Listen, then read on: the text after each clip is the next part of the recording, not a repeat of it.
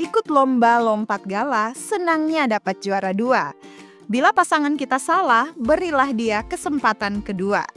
Apa itu kesempatan kedua dan mengapa itu penting dalam pernikahan? Kita akan membahasnya di sini dalam program Kapas. Keluarga Allah pasti akan ke surga.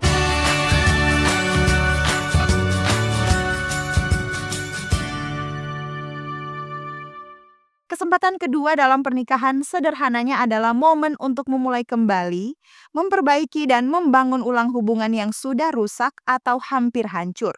Entah karena konflik, pengkhianatan, kesalahan masa lalu, atau sekadar karena hati yang menjauh. Maknanya jauh lebih dalam dari sekadar memaafkan. Kesempatan kedua dapat dilihat dari beberapa sudut pandang. Yang pertama, kesempatan kedua sama dengan kasih karunia dalam tindakan. Pernikahan adalah cermin dari kasih Allah. Ketika satu pihak memberi kesempatan kedua, itu mencerminkan pengampunan, kasih tanpa syarat, dan harapan, seperti Kristus kepada jemaatnya. Dalam 1 Petrus 4 ayat 8 katakan, kasih menutupi banyak sekali dosa. Bukan berarti mengabaikan kesalahan, tapi memilih menyembuhkan daripada menghukum. Yang kedua, kesempatan kedua sering dimulai dari titik yang paling rendah. Kesempatan kedua biasanya datang saat komunikasi sudah rusak, kepercayaan hilang, bahkan ketika pasangan sempat terpisah atau hampir cerai. Dari sanalah pasangan bisa belajar dari luka, kemudian bangun fondasi baru dan mulai bertumbuh lebih kuat. Yang ketiga, kesempatan kedua membutuhkan pertobatan dan kemauan. Kesempatan kedua tidak akan berarti bila yang satu bertobat, tapi yang lain tidak mau berubah, atau yang satu mau mencoba lagi, tapi yang satu terus mengingat luka lama. Tentu hal ini membutuhkan waktu dan proses. Nah, mengapa dalam pernikahan harus ada kesempatan yang kedua? Jawaban singkatnya adalah karena kita semua bisa buat kesalahan dan gagal, tapi kasih tidak boleh menyerah. Sekarang jawaban yang lebih mendalam. Kesempatan kedua penting karena yang pertama, pernikahan adalah sebuah ikatan kudus, bukan kontrak sementara.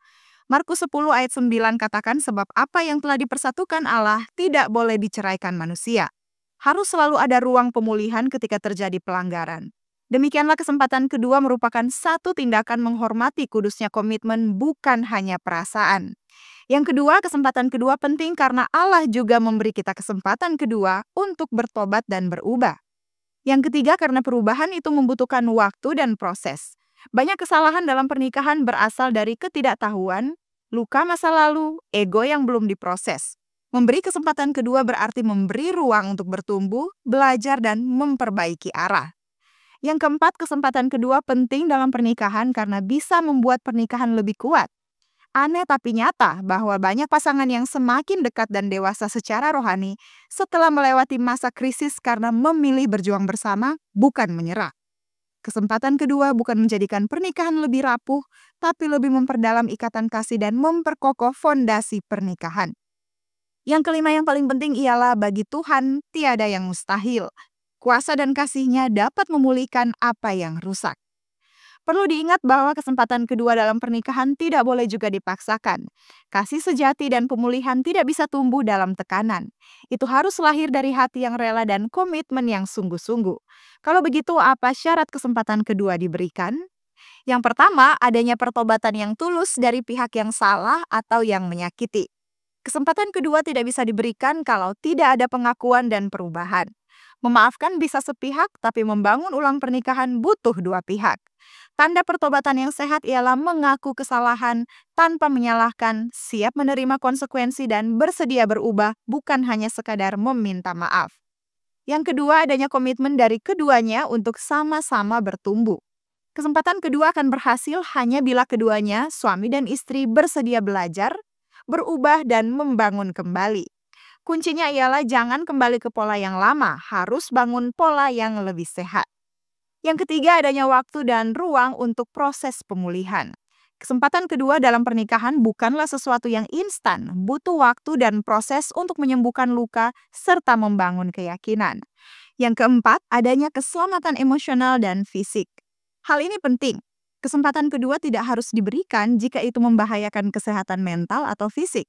Dalam kasus-kasus kekerasan, pengkhianatan yang terus-menerus, atau hubungan yang toksik atau meracuni secara ekstrim, pengampunan bisa diberikan. Tapi kesempatan kedua dalam hal pemulihan hubungan tidak harus terjadi. Dalam kasus seperti ini, dukungan gereja, konselor, atau perlindungan hukum kadang perlu lebih diutamakan. Yang kelima, harus dilandasi doa dan penyerahan kepada Tuhan. Kesempatan kedua bukan hanya kerja keras dan dilandaskan pada usaha manusia, tapi karya pemulihan Tuhan dalam hati dua orang yang mau dibentuk oleh kuasa dan kasih-Nya. Kalau begitu, apa yang diperlukan agar suami dan istri mampu memberikan kesempatan kedua? Yang pertama, sadari bahwa kesempatan kedua bukan berarti lupa, tapi memilih secara sadar untuk sembuh. Yang kedua, carilah kekuatan dari Tuhan, bukan dari diri sendiri. Yang ketiga, bangun kembali dari fondasi yang baru, kebenaran, kejujuran, komunikasi yang sehat, dan komitmen. Yang keempat, latihlah kasih yang aktif, bukan pasif. Yang kelima, bersedia bertumbuh, berubah, tidak kembali kepada pola yang lama. Alkitab mengatakan dalam Zakaria 4 ayat 6, bukan dengan keperkasaan dan bukan dengan kekuatan, melainkan dengan rohku, firman Tuhan semesta alam. Dan Filipi 4 ayat 13, segala perkara dapat kutanggung di dalam Dia yang memberi kekuatan kepadaku.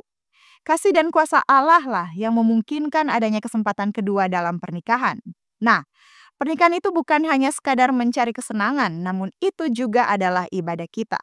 Roma 12 ayat 1 dan 2 katakan, karena itu, saudara-saudara, demi kemurahan Allah aku menasihatkan kamu, supaya kamu mempersembahkan tubuhmu sebagai persembahan yang hidup, yang kudus, yang berkenan kepada Allah.